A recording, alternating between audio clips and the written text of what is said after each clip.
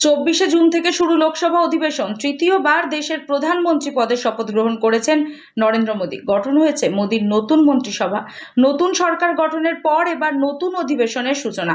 নতুন সরকার গঠনের পর প্রথম অধিবেশন শুরু হচ্ছে আগামী 24শে জুন থেকে, চলবে 3রা জুলাই পর্যন্ত। তৃতীয়বার দেশের প্রধানমন্ত্রী পদে শপথ গ্রহণ করেছেন নরেন্দ্র মোদী। গঠন হয়েছে মোদীর নতুন মন্ত্রিসভা।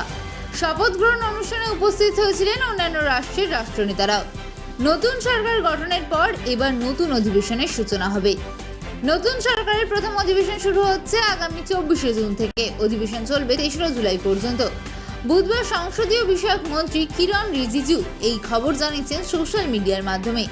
কিরণ রিজিজু জানান, অধিবেশন শুরুর প্রথম দিনে সকল নির্বাচিত সাংসদরা লোকসভায় শপথ গ্রহণ করবে। তারপর বাছাই করা হবে লোকসভার সাংসদ। কিরণ রিজিজু এক্স চ্যানেলে পোস্ট করে লেখেন, 18তম লোকসভার প্রথম অধিবেশন শুরু হচ্ছে 24শে জুন থেকে। অধিবেশন চলবে 3রা জুলাই পর্যন্ত। নবনির্বাচিত সদস্যরা শপথ গ্রহণ করবেন। এরপর রাষ্ট্রপতির অভিভাষণ ও সংসদে আলোচনা হবে।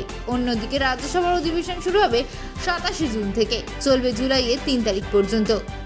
চলতি মাসের 27 তারিখ দেশের রাষ্ট্রপতি দ্রৌপদী মুর্মু লোকসভা এবং রাজ্যসভার যৌথ অধিবেশনে বক্তব্য রাখবেন বলে জানা গিয়েছে।